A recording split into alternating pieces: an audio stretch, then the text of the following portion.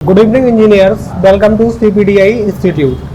कल हम लोगों ने सीपीडीआई इंस्टीट्यूट में देखा था कि स्टील्स के बारे में, रीइंफोर्समेंट बार के बारे में। रीइंफोर्समेंट बार क्या कहलाता है, कितने टाइप्स के होते हैं, कितने यूज होते हैं हमारे लिए और कितने ग्रेड्स में वो अवेलेबल रहते हैं। डिफरेंट टाइप्स ऑफ जो आपके रीइंफोर्समेंट बार होते हैं और जो डिफरेंट उसके क्या होते हैं, ग्रेड होते हैं। डिफरेंट ग्रेड्स के क्या होते हैं, उसकी टेंसाइल स्ट्रेंथ, यील्ड स्ट्रेस सभी का अलग अलग होता है और इसका एलोंगेशन परसेंटेज भी सभी का अलग अलग होता है।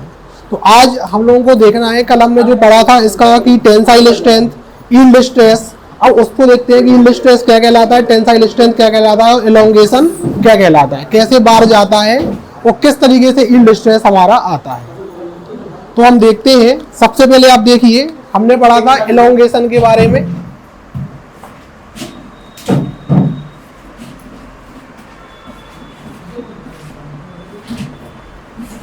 elongation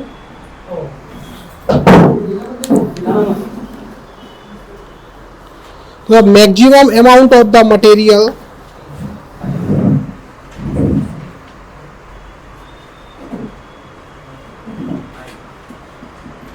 the maximum amount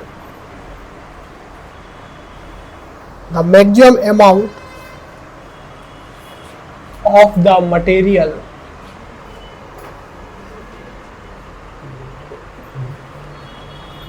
the maximum amount of the material can be stretched. The maximum amount of the material can be stretched before it breaks.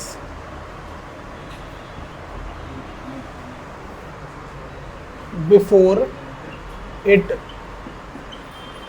breaks is known as elongation.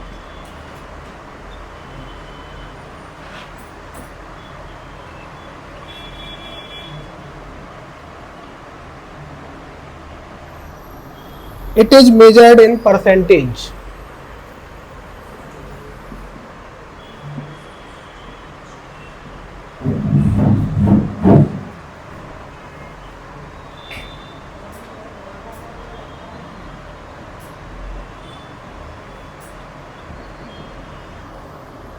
It is the ratio of the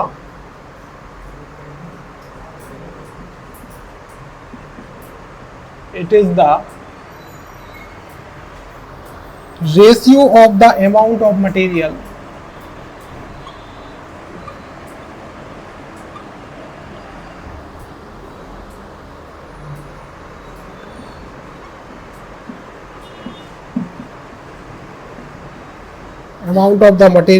stretched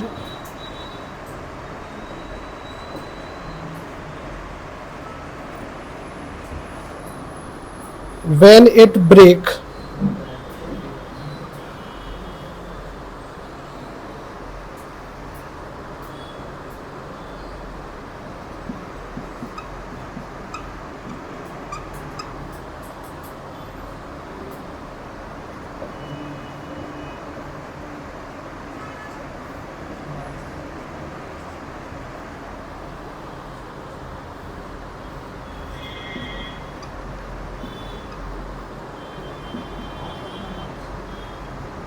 material.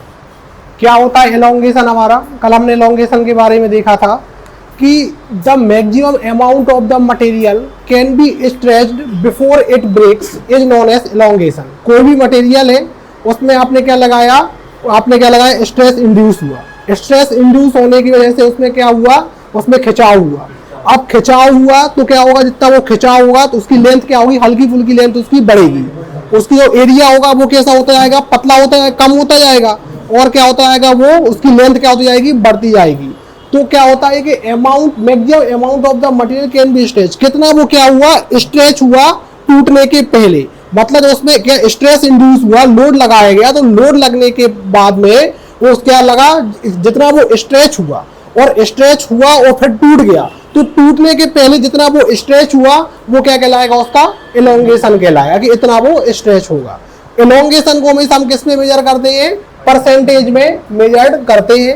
It is the ratio of the amount of the material stretched when it break to the starting length of the material. ये क्या होता है, ratio होता है कि कितना आपका क्या हुआ, स्ट्रेच हुआ टू द अपॉन किसका करेंगे, डिवाइड करेंगे starting length of the material, कितना वो क्या हुआ आपका स्ट्रेच हुआ और कितना ओरिजिनल लेंथ उसकी थी, इंटू 100 कर दिया तो क्या आ जाता है हमारा एलोंगेशन परसेंटेज आ जाता है। तो हम लिखते हैं परसेंटेज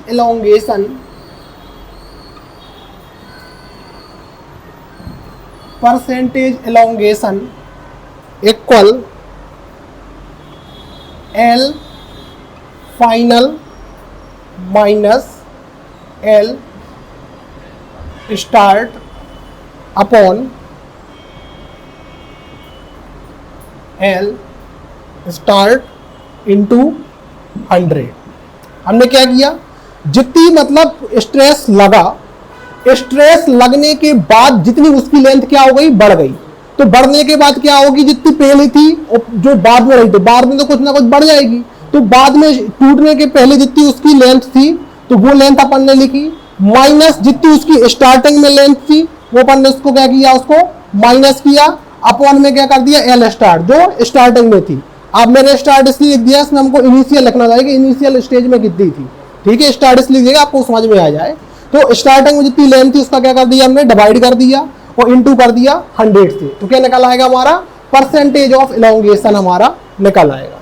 इसको हम कैसे लिख सकते हैं, L final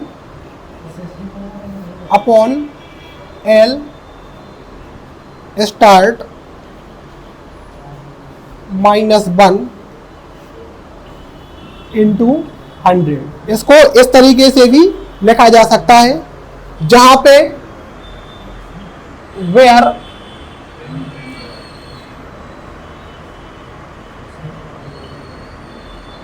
L final equal final length before it break, final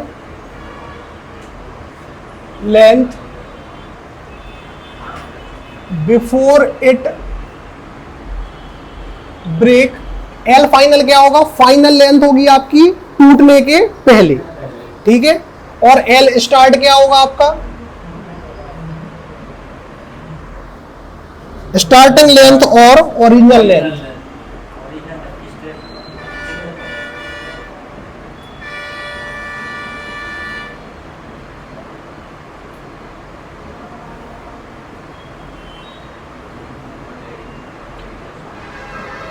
तो ये आपका होता है एलोंगेशन। फिर से आप सुन लीजिए, एलोंगेशन आपका क्या है कि आपका maximum amount of the stretching है, कि जब आपने क्या किया, किसी भी आपने मटेरियल में क्या किया, आपने उसको स्ट्रेचिंग की, मतलब क्या किया, टेंसाइल स्ट्रेस लगाया, उसमें से जो स्ट्रेस इंड्यूस हुआ, स्ट्रेस इंड्यूस होने के कारण उसमें खिंचाव हुआ, अब खिंचाव हुआ तो जो उसकी वजह से उसकी लेंथ क्या हो जाएगी, चेंज हो जाएगी। तो लेंथ कितनी चेंज हुई, जितनी लेंथ चेंज हुई परसेंटेज में, उसको हम क्या कहते हैं, एलोंगेशन कहते हैं। इसको हम कैसे निकालते हैं, हमेशा परसेंटेज में इसको हम क्या करते हैं, मेजर करते हैं, और निकालते कैसे, फॉर्मूला क्या होता है कि L final minus L start, कि आपका पहले कितना मतलब बाद में कितना बचा और पहले कितना था, तो आपने माइनस किया तो मतलब आपका कितना आया, 0.2 मीटर, आपका 0.2 mm आपका स्ट्रेच हुआ मान लो, तो 0.2 mm स्ट्रेच हुआ और ओरिजिनल लेंथ उसकी कितनी थी, जितनी उसकी ओरिजिनल लेंथ थी वो इंटू कर दिया आपने 100 से, तो परसेंटेज एलोंगेशन आपका निकल आएगा कि इतना ज्यादा वो क्या होगा, केवल स्ट्रेचिंग उसमें होगी। तो ये आपका क्या हो गया, एलोंगेशन। लिख लीजिए इसको, यील्ड स्ट्रेस क्या होता है,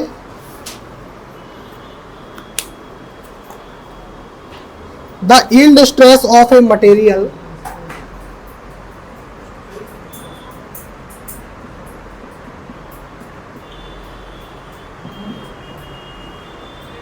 the yield stress of a material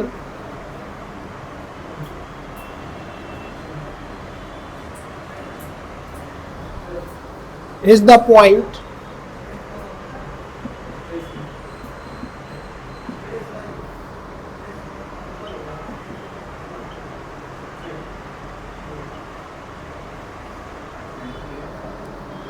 at which the elastic behavior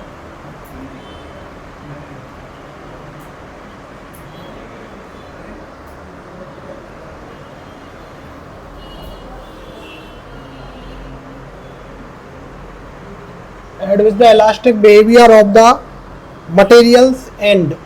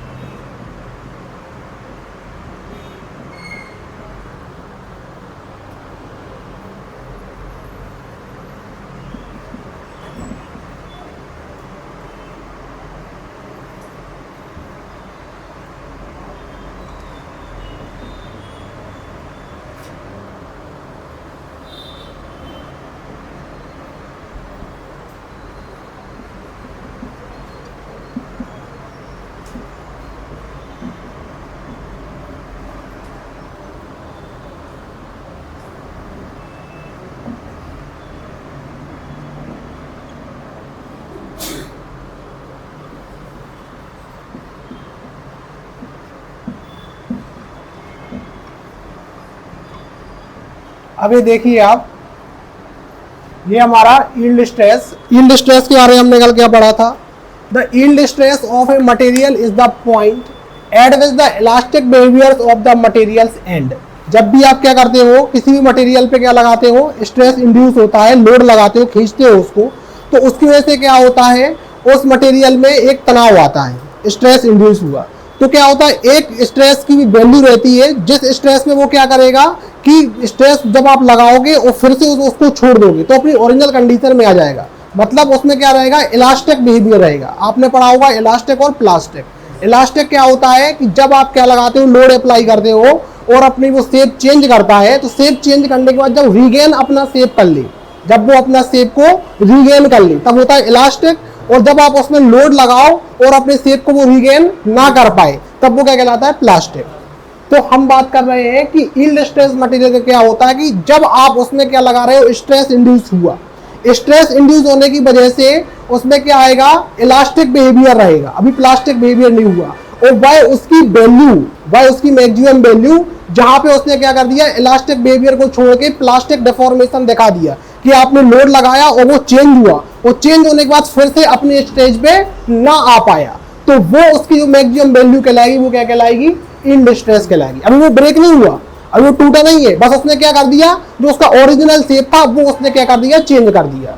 मतलब जैसा का जैसा खड़ा था वैसा का वैसा जब तक खड़ा रहेगा तब तक वो क्या कहेगा, आपका इलास्टिक बिहेवियर कहलाएगा। लेकिन वह लास्ट पॉइंट जिसके बाद लोड लगाने पर क्या होगा, वो अपना इलास्टिक बिहेवियर खो देगा, वो क्या हो जाएगा, प्लास्टिक डिफॉर्मेशन ला देगा, वो उसका क्या कहलाएगा, यील्ड स्ट्रेस कहलाएगा।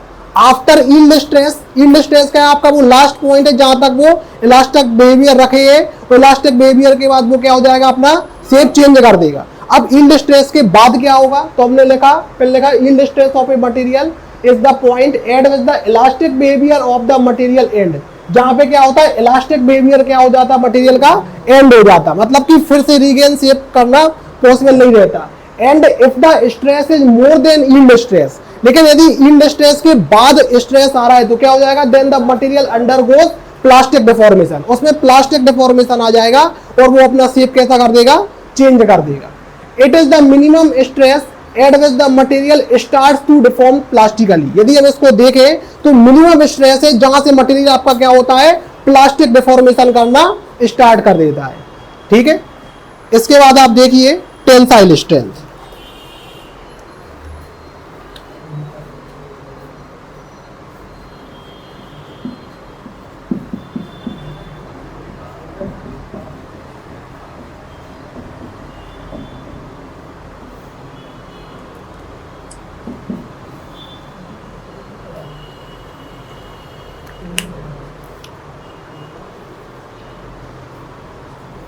तो इसमें हम लिखते हैं the ultimate tensile strength, the ultimate tensile strength is the ultimate tensile strength is the maximum strength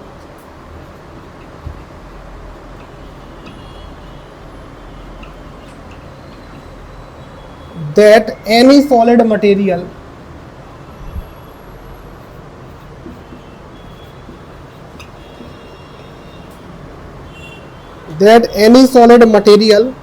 is able to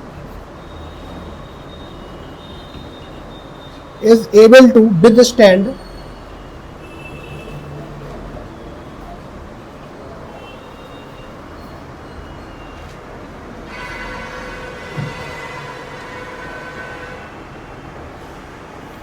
before failure. It is the maximum value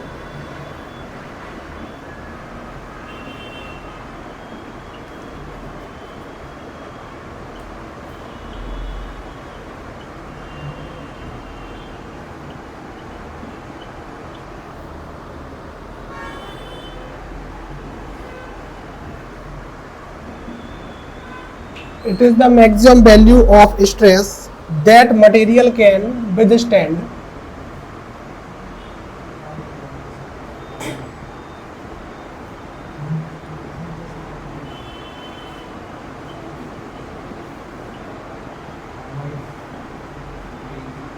it is the maximum value of stress that material can withstand before undergoing failure.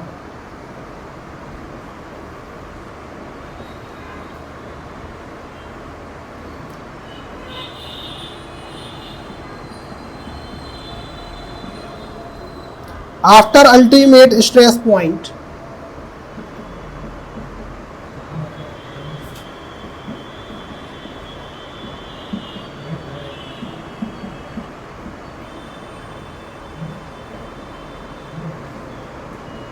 after ultimate stress point, the material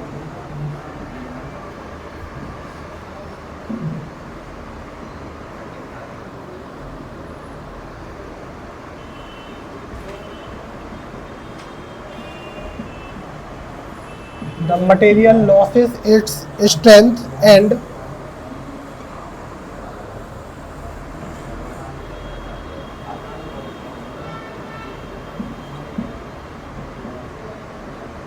undergoes fracture. अब आप देखिए जो आपका tensile strength होती है ये क्या होती है? The ultimate tensile strength is the maximum strength that any solid material is able to withstand before failure. मतलब जब भी आपके मटेरियल में स्ट्रेस इंड्यूस हुआ, स्ट्रेस इंड्यूस होने पर आप वो कितना हुआ खिंचता जाएगा. यदि क्या है उसकी टेंसाइल उसकी मतलब डक्टिलिटी अच्छी है तो वो खिंचता जाएगा. ठीक है, खिंचने के बाद कहां तक यील्ड स्ट्रेस के बाद क्या होता है वो अपना प्लास्टिक डिफॉर्मेशन लाने लगता है. यील्ड स्ट्रेस तक क्या होता है कि जिस पोजीशन में है जैसा है बिल्कुल वैसा ही रहेगा. ठीक है, उसमें इलास्टिक डिफॉर्मेशन होगा मतलब कि चेंज होगा भी तो लोड हटने के बाद क्या हो जाएगा वो रीगेन अपना सेव कर लेगा. लेकिन यील्ड स्ट्रेस के बाद क्या होता है कि वो अपना इलास्टिक बिहेवियर छोड़ के प्लास्टिक डिफॉर्मेशन कर देता है. मतलब कि जो उसका ओरिजिनल शेप था उसको वो चेंज कर देता है. उसके बाद और उसमें स्ट्रेस लगाओगे तो इतना स्ट्रेस लगता जाएगा, एक पॉइंट आएगा जहां पे वो क्या हो जाएगा ब्रेक हो जाएगा. क्या हो जाएगा?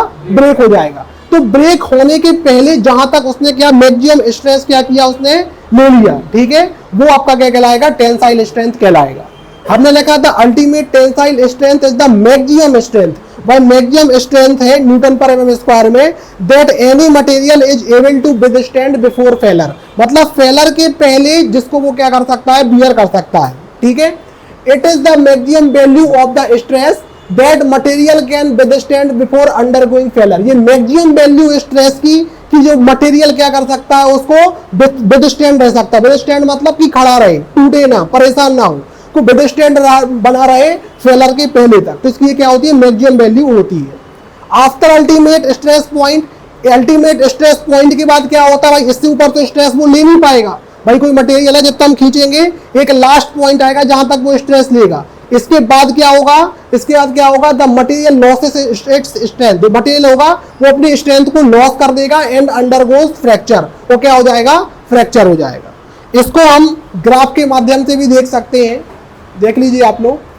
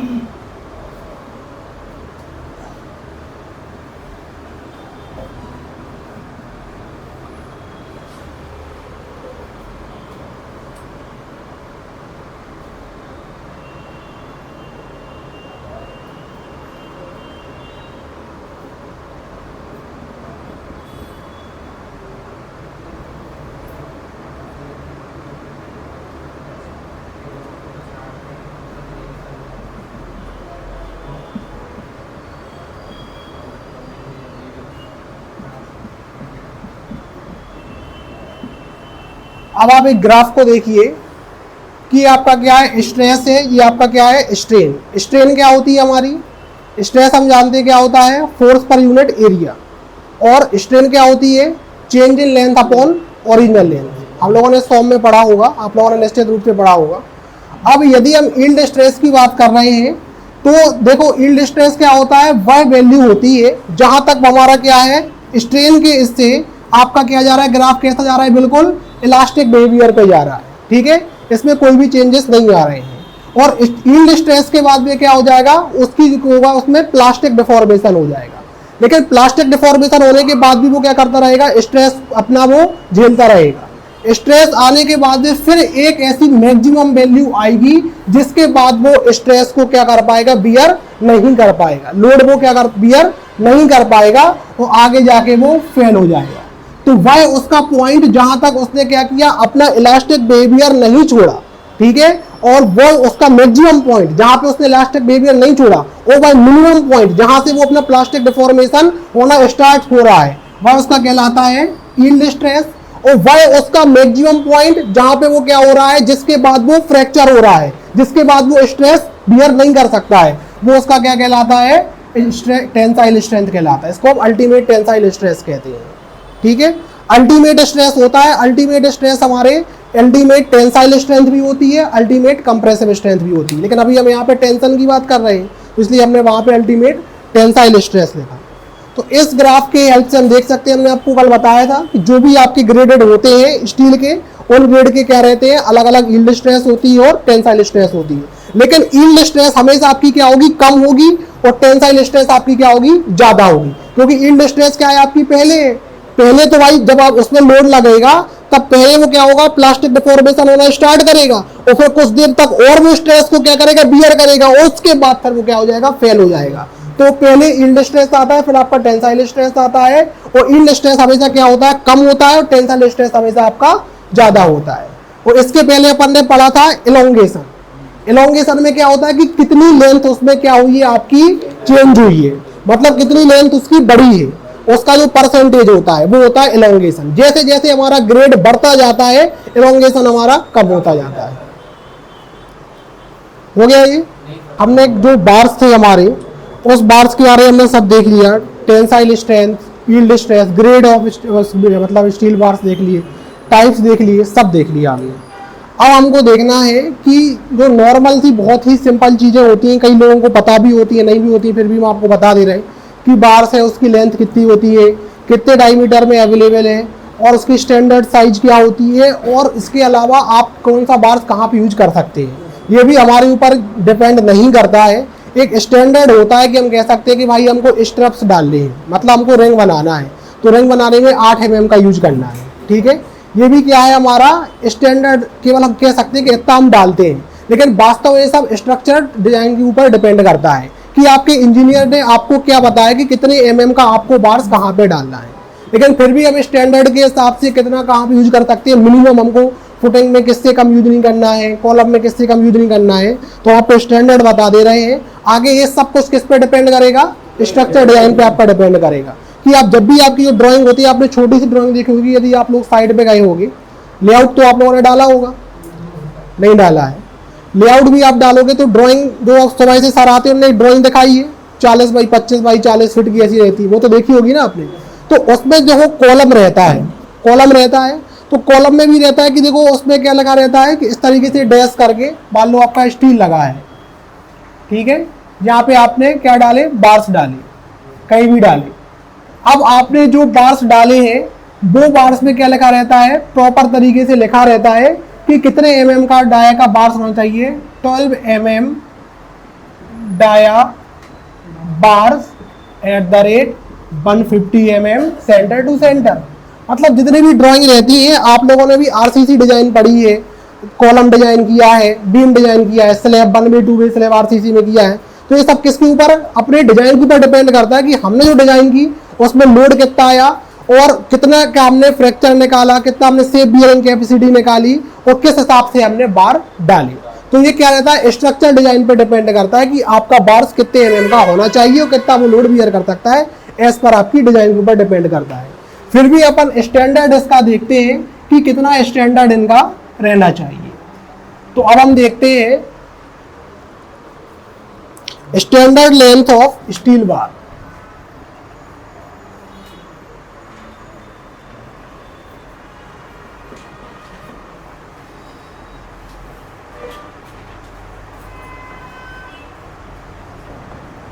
Standard length of steel bars, जो आपका स्टील बार्स आपको इंडिया में मार्केट में मिलता है, इसकी जो लेंथ होती है वो आपकी होती है 12 मीटर, ठीक है,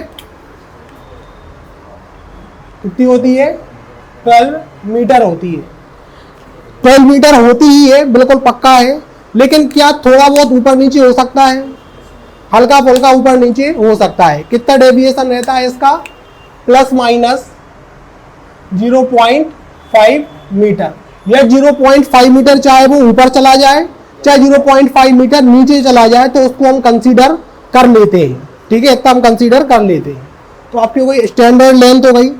फिर आपके होते हैं जो रीइंफोर्समेंट बार है, वो आपके कितने कितने अवेलेबल है, तो अपन देखते हैं reinforcement bar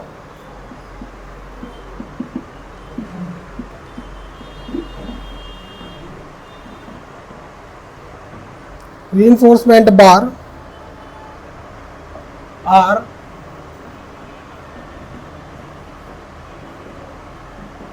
available in different diameters, अलग अलग डायमीटर्स में हमको अवेलेबल रहते हैं।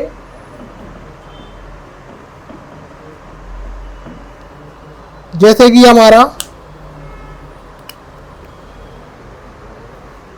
6 mm हो गया, 8 mm हो गया, 10 mm हो गया, 12 mm हो गया, 16 mm, 20 mm, 25 mm, 32 mm and 40 mm। जो 40 mm तक आपके क्या रहते हैं, डायमीटर्स रहते हैं बार के, ये आपके जनरली अवेलेबल रहते हैं मार्केट में, ठीक है, यहाँ तक जनरली आपको अवेलेबल मिल जाते हैं, मार्केट में आपको मिल जाते हैं।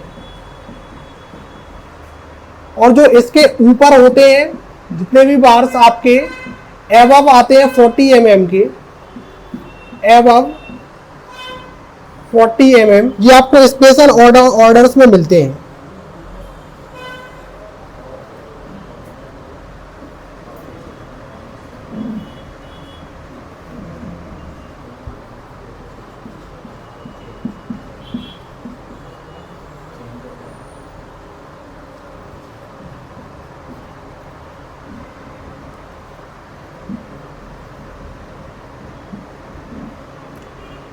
ठीक है। जो आपके 6 mm से लेके 40 mm तक रहते हैं, जैसे आपका 6 हो गया, 8 हो गया, 10 हो गया, 12 हो गया। अब 12 के बाद 14 mm का आपका नहीं आएगा। अपन को इस चीज़ का याद रखना है कि कितने mm तक के आते हैं। तो 6, एक 5 mm का भी आता है, अभी आपको आगे बता दें, इसको अपन पेंसिल रॉड कहते हैं, ठीक है। 6 का आता है, 8 का आता है, 10 का, 12 का, 16 का, 16 के बाद 20, 25, 32 और 40, यहाँ तक आपके बार्स अवेलेबल रहते हैं मार्केट में। और 40 के जो ऊपर जाते हैं वो अपन को स्पेशल ऑर्डर से इनको क्या करना होता है, मंगाना होता है। इसके बाद आप देखिए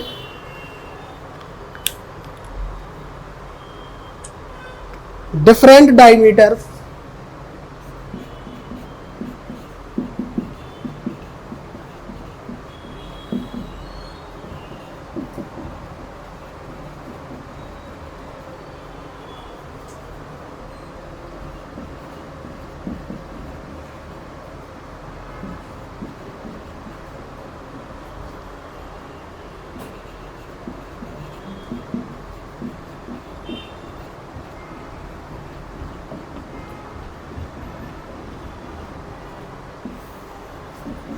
हमारे हाउस कंस्ट्रक्शन में जो डिफरेंट डायमीटर्स के बार यूज होते हैं,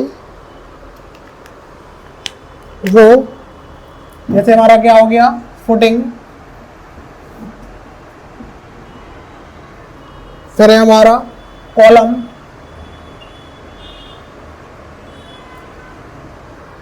फिर है बीम,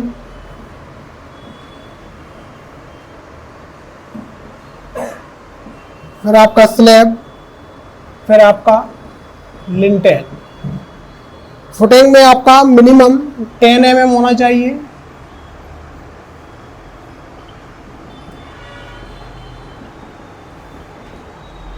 मिनिमम 10 mm डाया होना चाहिए।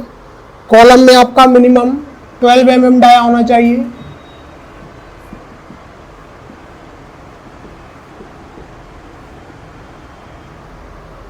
बीम में भी आपका 12 mm मिनिमम होना चाहिए।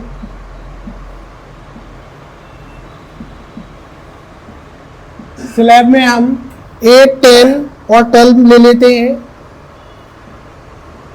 8 mm,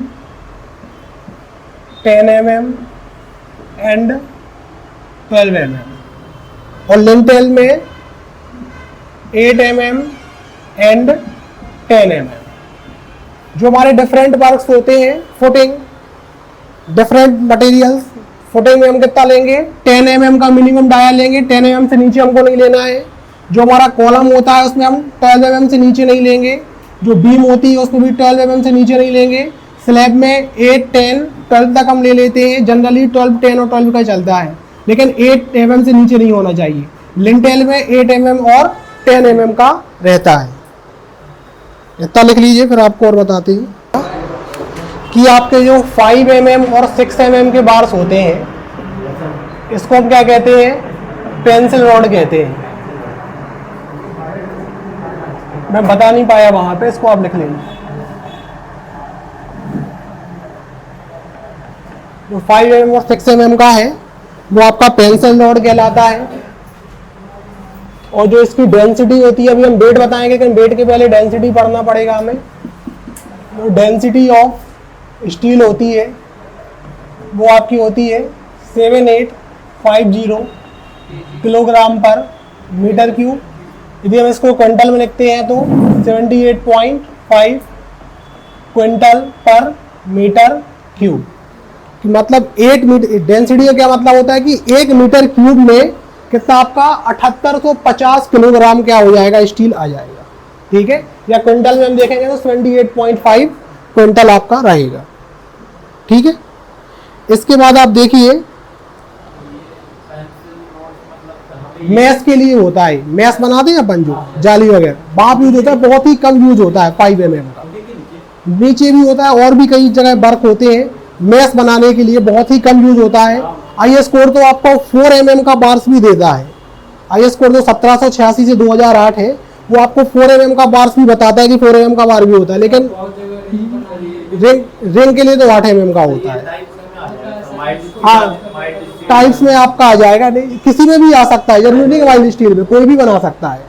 वो तो आप माइल्ड स्टील तो आपका क्या होता है, केवल आपका जो राउंडेड शेप में और आपका क्या है वो बिल्कुल भी उसमें रिप्स और लक्स नहीं रहते हैं, वो आपका माइल्ड स्टील होता है। इसके बाद आप देखिए जो IS कोड आपका 1786 से 2008 है, वो आपका बताता है कि यदि आप कभी भी कोई बार्स लेते हैं तो कार्बन कंटेंट उसमें कितना होना चाहिए, ठीक है, किससे ज्यादा नहीं होना चाहिए। तो यहाँ पे हम देखते हैं ग्रेड और ये हमारा maximum percentage of carbon.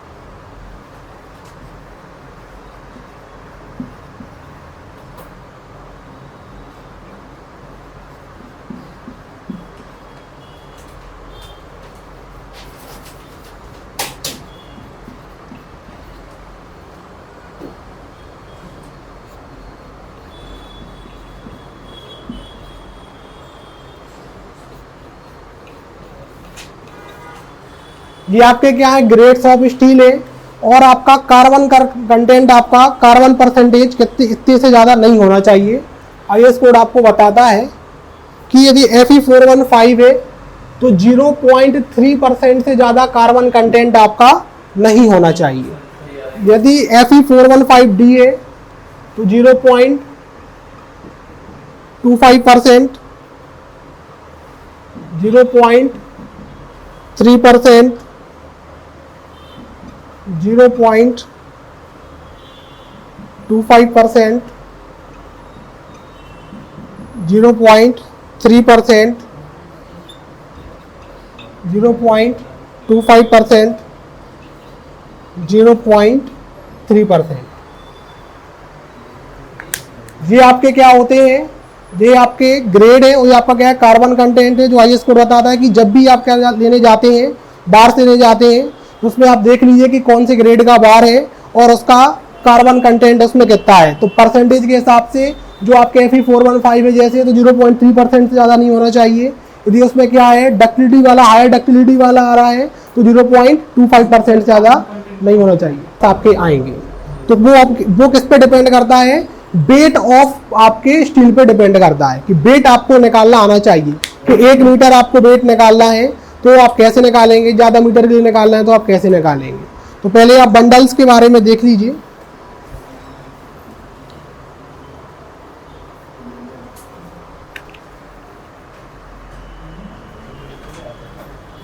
Number of bars पर बंडल,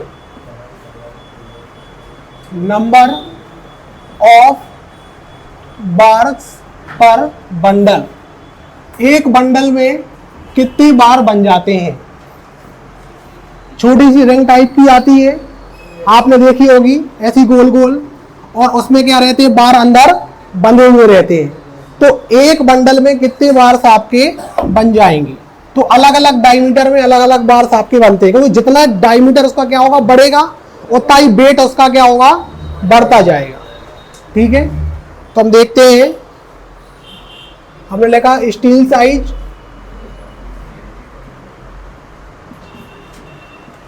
स्टील साइज,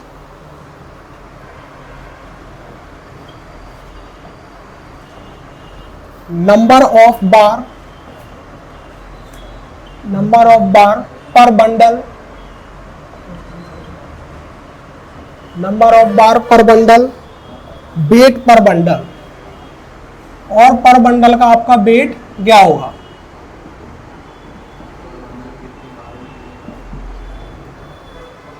तो स्टील साइज आपकी 8 mm, 10 mm, 12 mm, 16 mm,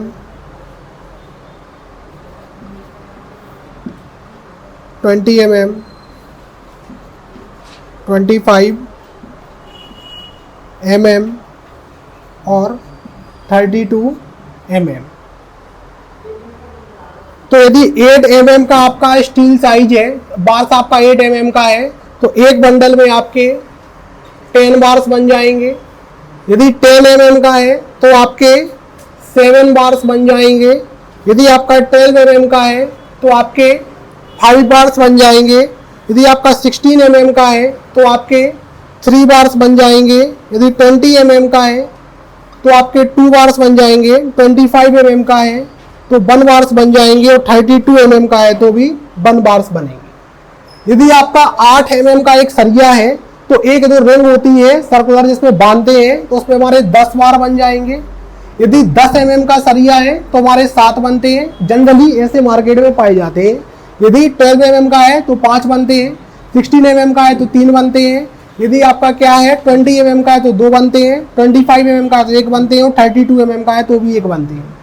अब जो हम क्या बता रहे हैं ना अभी हम आपको, अब क्या होता है कि हम वेट निकालते हैं।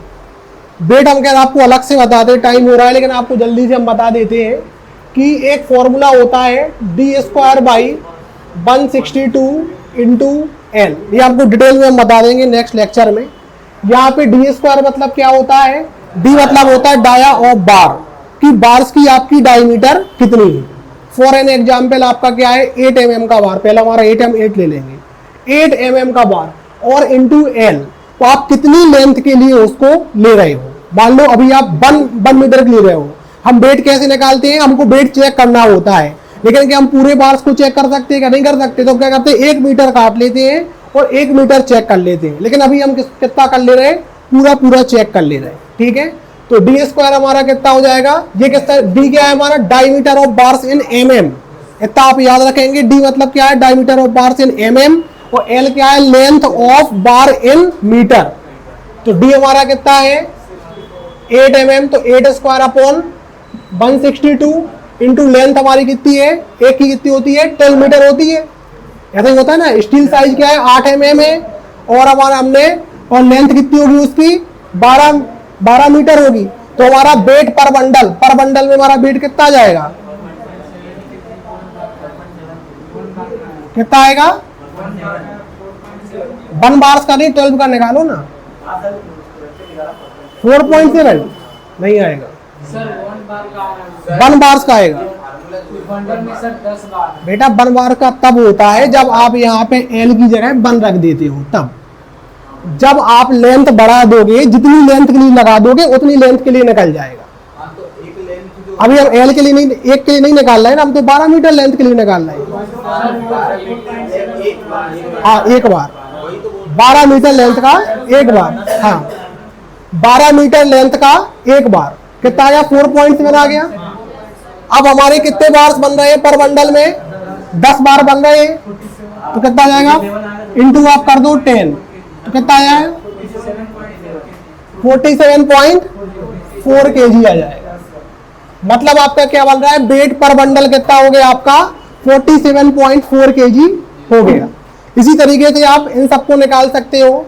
तो इन सबका वेट कितना होता है 51.85 kg, 53 आप चेक कर ले रहे एक बार फॉर्मूला लगा के 53.33 kg, फिर आपका 56.89 kg, फिर आपका 59.26 kg, फिर 46.30 kg, फिर आपका 75.85 kg।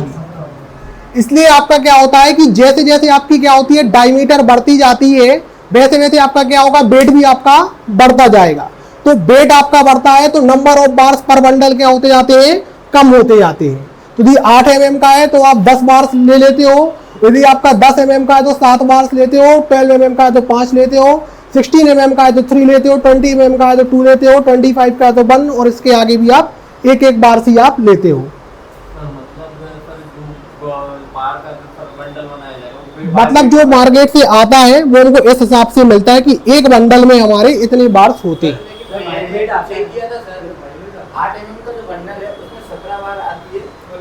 जनरली 10 आते हैं हमारे, जनरली 10 आते हैं। फिर तो आप उसमें कितने भी आप बना लो, आपकी रिक्वायरमेंट के हिसाब से आप एक ही रिंग में आप कितने सारे भी ले आओ।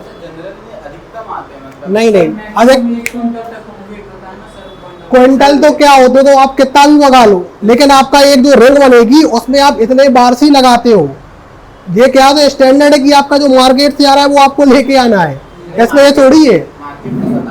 तो मार्केट का बता रहा हूँ, तो उसमें जनरली आपके इतने इतने ही आते हैं। फिर तो आप कितने भी सारे उसमें बांध के ले आओ, बड़ी रिंग बना लो, कितने भी आप भर के ले आओ।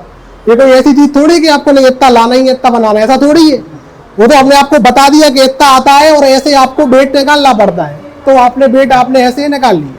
अभी वेट के बारे में आपको बाद में पूरा बता देंगे, वेट कैसे निकालते हैं।